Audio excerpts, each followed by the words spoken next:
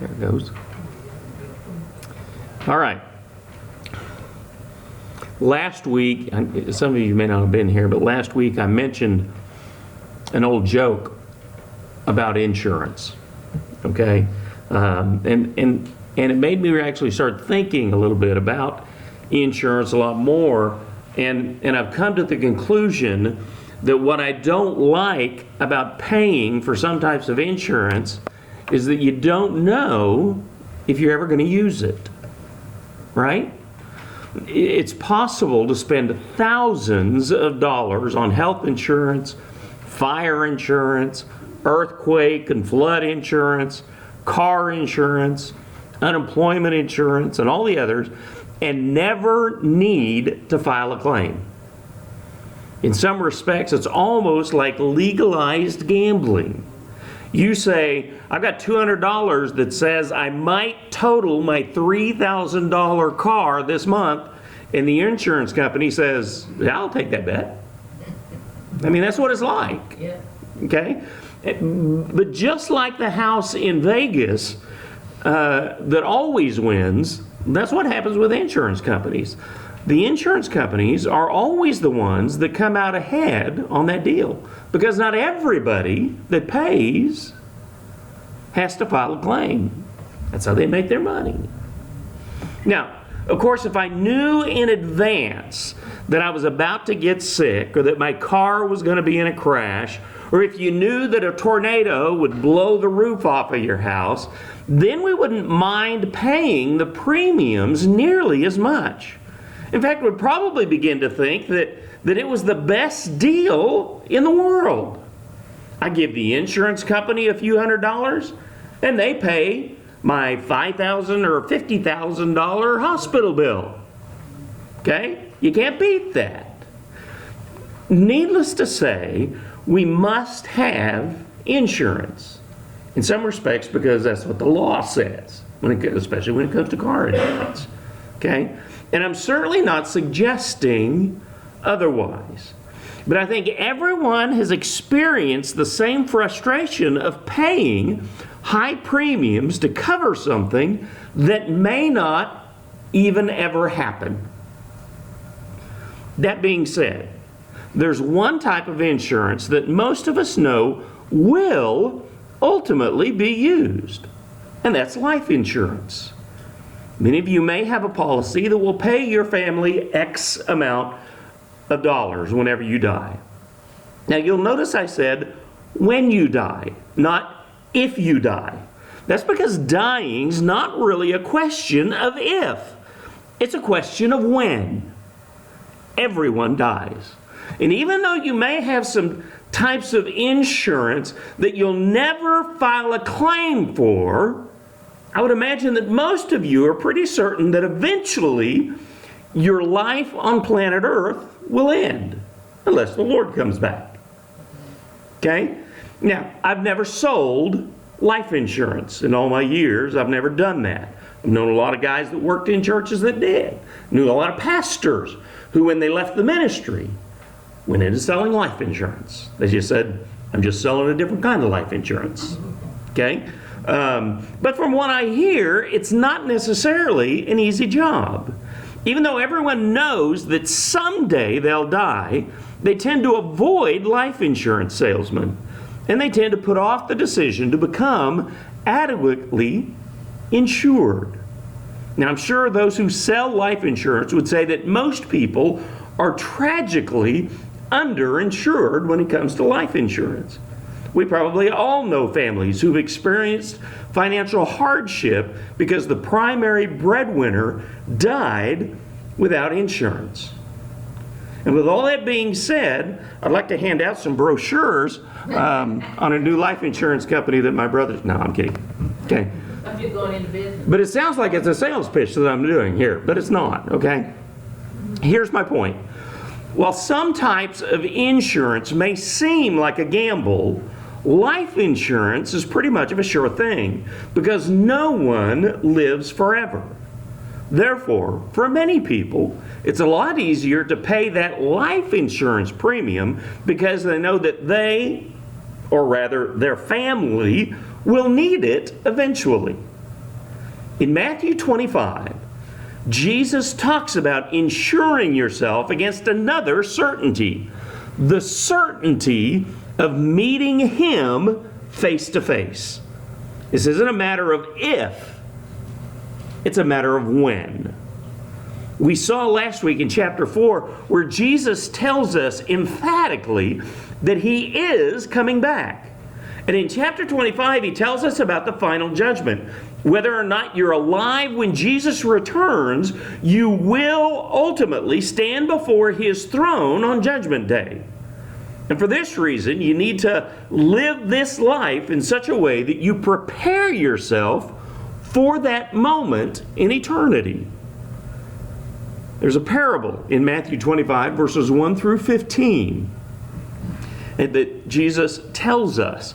And He tells us exactly how to go about doing that. I'm going to read this whole parable, verses 1 through 13 in Matthew 25. It says, "Then the kingdom of heaven will be like 10 virgins who took their lamps and went out to meet the groom. 5 of them were foolish and 5 were sensible. When the foolish took their lamps, they didn't take olive oil with them. But the sensible ones took oil in their flasks with their lamps. Since the groom was delayed, they all became drowsy and fell asleep. In the middle of the night, there was a shout, 'Here's the groom! Come out to meet him!' Then all those virgins got up and trimmed their lamps. But the foolish ones said to the sensible ones, 'Give us some of your oil, because our lamps are going out.' And the sensible ones, answered, 'No, there won't be enough for us and for you.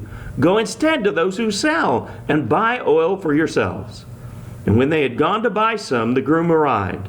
Then those who were ready went in with him to the wedding banquet, and the door was shut. Later, the rest of the virgins also came and said, 'Master, Master, open up for us.' But he replied, 'I assure you, I do not know you. Therefore be alert, because you don't know either the day or the hour.'" Now this parable is a slice of life from the first century Palestine. Okay? Now back then, weddings were, as they are now, huge occasions that were filled with ceremony and symbolic customs. One such custom was that the bridegroom would come for his bride at an unexpected time, sometimes in the middle of the night. And it was custom that the maidens would wait with the bride for the bridegroom to arrive. Now, I've been told that it was also a law that no one was allowed on the streets after dark without a lamp. So in order for the maidens to accompany the bride to her wedding, they needed to be prepared for the bridegroom to come at any moment. And they needed to be prepared to make the journey to his home, where the wedding was going to take place, even in the wee hours of the night. Jesus uses this wedding custom to illustrate the kingdom of heaven. He's not just talking about the second coming, he's also talking about heaven and what it takes to get there. There are 3 truths in this parable, and I want you to pick up on them. First of all, life is a process of taking care of the details. The difference between the wise virgins and the foolish virgins was very simple. The wise virgins brought oil for their lamps. I don't know why I'm having trouble talking tonight. The foolish virgins didn't. And it wasn't because that they didn't have the money to buy it. It wasn't because the oil wasn't available to be purchased. It was just that they didn't do it. They didn't bring it with them. It was a seemingly small detail, but it had significant consequences. At an Air Force base in Guam, during a routine check of the stealth bomber, somebody on the maintenance crew noticed the humidity was screwing up the air pressure sensors on the plane. Not a big deal, really. They just needed to make sure to dry off the sensor before calibrating it. Problem solved. Good thing they worked that out so that nothing would go wrong. Communication is a beautiful thing. And as simple as the sensor fix was, the maintenance crew overlooked and neglected to pass on one minor detail, which was telling other maintenance crews to do the same thing. But seriously, it's an air sensor with some little droplets of water on it. Do those things really even serve any kind of a purpose? It's not like it's an engine or a flux capacitor or anything like that. What's the worst that could happen? When another bomber, the Spirit of Kansas, pulled into Guam on February 23rd, 2008, on presumably an equally humid day, a different maintenance crew left the wet sensors exactly the way they were. And as it turns out, those air sensors feed data to the stealth bomber's flight control system. That's very important data for it to have. The kind that keeps stealth bombers in the air. See, that's what makes a $1.4 billion airplane actually cost $1.4 billion. It takes hundreds of pounds of sophisticated flight control computers to fly the thing. The malfunctioning sensors cause the computers to calculate inaccurate aircraft angle of attack and airspeed. Incorrect airspeed data on the cockpit display led the aircraft to start rotating at a speed slower than was indicated. And after the wheels lifted up off of the runway, that caused the flight control system to switch to totally different control laws. And it immediately locked the pilots out of being able to do anything in the aircraft. The computers started telling the aircraft what it could and couldn't do because they thought that the humidity was different than what it actually was because of the water droplets that were on this sensor. The combination of a slow liftoff speed and the extreme angle of attack, because they started to lift off and the plane immediately went like this, resulted in a stall. Fortunately for the pilots, they were able to safely eject. But a $1.4 billion plane crashed and burned. But on the bright side, the next time that problem arose, they knew how to fix it. But do you see how neglecting one small, minor detail, wiping the humidity off of a small, simple sensor, created this domino effect that resulted in a plane being totaled?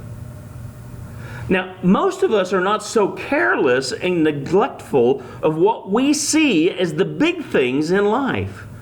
Unfortunately, I think we're careless in areas of even greater importance, like our families, like our spiritual life. I knew of a pastor who was having some serious issues with his teenage daughter. She'd gotten involved with the wrong crowd, had started drinking, and she became pregnant and decided that she was going to move out in order to move in with the father of the baby. This pastor was talking with her and saying that he didn't understand what went wrong between them. Her response was that she felt he was having an affair with the church. The church was more important and took precedent over their family. And she said, "I've lived with you for 18 years, and I really don't know you at all." Most of the details of his life were in meticulous order. Every detail except one of the most important areas. And he had neglected this area to a tragic level. I've also known people who spent their entire lives working toward success, building wealth, and accumulating things, and have never given serious thought to things of an eternal nature. But life is a process of taking care of the details. We're all probably pretty good at balancing the checkbook, getting the yard mowed, the laundry done, paying the bills, washing the car. Okay? Mundane necessities of life. But there are more important details that we need to tend to. We need to realize that there are many areas of life that are not a question of if, they're a question of when. And you cannot let these details slip through the cracks. Don't let the important things slide, even though they may seem small. Your relationship with God matters more than anything else in the world. You need to tend to it. Devote time each day to pursuing a closer relationship with God. This is why I'm constantly trying to challenge you to make daily prayer and daily Bible study a priority in your life. It's how you keep the lamp of your spiritual life burning, even through the darkest of nights. Life is a process of tending to the details. Don't let the most important ones slip through the cracks. And the second truth that I want to point out in this parable is you are responsible for you. Look back at verses 6 through 9. In the middle of the night there was a shout, "Here's the groom, come out to meet him." Then all of those virgins got up and trimmed their lamps. But the foolish ones said to the sensible ones, "Give us some of your oil, because our lamps are going out." The sensible ones answered, "No, there won't be enough for us and for you. Go instead to those who sell and buy oil for yourselves." When I worked for the lobbyist that I did years ago, for the many newsletters and convention and conference yearbooks that we put together and that we put out, there was one main printer in Topeka, Kansas that we used. They had a sign up on the wall in their office behind the Credenza. yeah, there, that thing. I was going to say that shelf thing that, when you counter, that's it. That's the word I was looking for. Okay, behind the counter. And the sign said this: "Lack of preparation on your part does not constitute an emergency on my part." Procrastination. Okay? Have you ever been in that kind of a situation where someone neglected to do something and got themselves in a jam and expected you to bend over backwards in order to get them out? I've been in that situation. Actually, I've been on both sides of that situation. I'm glad to be able to help others when I can. And I'm truly grateful when others help me out of the jams that I've gotten myself into. But you must remember that there are some things that no one can do for you. There are some decisions that no one can make for you.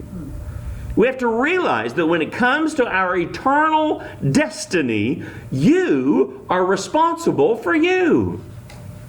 And I'm responsible for me. Sometimes we have a tendency to say, "Do you know whose fault it is that I missed the wedding? It's the fault of those maidens who had oil, but they wouldn't share it with me. If they hadn't been so selfish, I could have made it to the wedding." But it wasn't really their fault. The wise maidens weren't being selfish, they were being responsible. And it's wrong for us to place the blame for our mistakes on other people. No one will be able to stand before the throne of God and say, "It's not my fault that I didn't follow Jesus. My parents didn't take me to church." or the preacher never came to visit me, or the hypocrites at the church got in my way. Those excuses, they're not going to fly. You can't blame your bad choices on anyone else. You are responsible for you. Take responsibility for your life. And the third truth that I want to point out in this parable is there is such a thing as too late. Listen again to how Jesus finishes this story, verses 10 through 13. When they had gone to buy some, the groom arrived. Then those who were ready went in with him to the wedding banquet, and the door was shut. Later, the rest of the virgins also came and said, Master, Master, open us for us. But he replied, I assure you, I do not know you. Therefore be alert, because you don't know either the day or the hour. A frequent theme of my teaching or preaching is that God is the God of the second chance, and the third chance, and the fourth chance, and the 565th chance. He forgives us again and again and again. And even when we're too stubborn and hard-headed to ask for forgiveness, He waits patiently for us to come back to Him, like the prodigal son's father. And He receives us with open arms. God is so merciful, so much more than we could ever deserve. But everyone who is resisting God's call on their lives needs to realize this. There comes a time when you wait too long, when you run too far, and it becomes too late. If you're holding back from giving your life to God, I want to make something very clear. In 20 years, if you're still resisting Him, and you decide at that point to come to Him, He'll receive you. But there's not a single one of us that's guaranteed another 20 years. And we're not even guaranteed tomorrow. The bridegroom could come at any point. You could die at any time.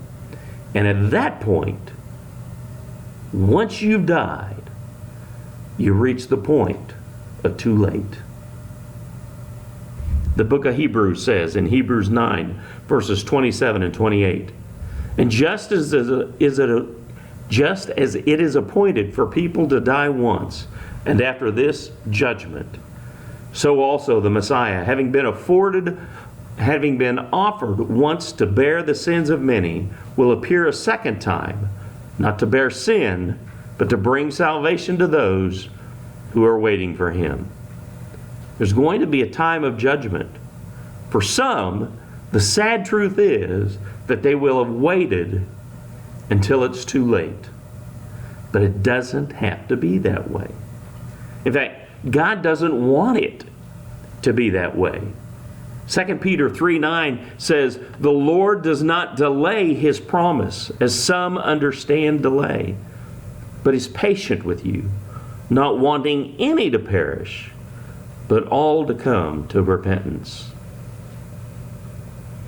Okay, I want to speak just for a moment to those who may have never given their life to Christ. From the crowd that is here tonight, I'm talking possibly to somebody who's watching this video on YouTube. Okay? God has given you an invitation to the wedding. He's giving you an invitation to eternity. Today, your chance to take care of this very important detail of your life is right now. Life is a process of taking care of the details. And this is the most important one. Today is your chance to take responsibility for your decisions.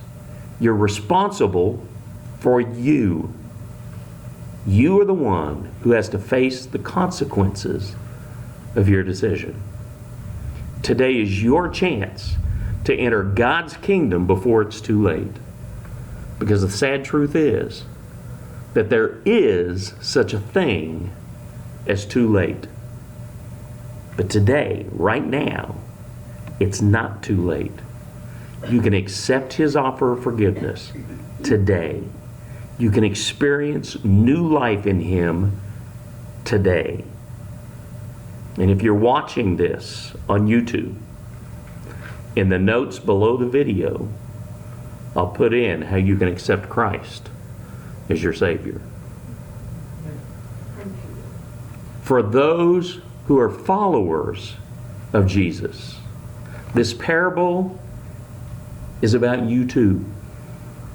It's not just about getting into heaven. It's also about living the Christian life to the fullest right now. We need to make sure that we're tending to the most important details of our daily lives, growing closer to God, building strong relationships with our family, serving Him in a meaningful way.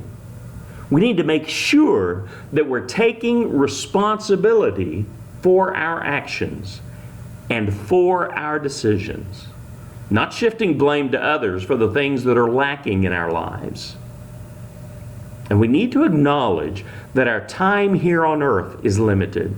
And if we're not giving ourselves to His service every day, we're missing out on what He can accomplish through us. It's a challenge for all of us. So let's take care of the details. Let's take responsibility for ourselves. And let's all do it before it's too late. Take out your prayer sheets, if you will.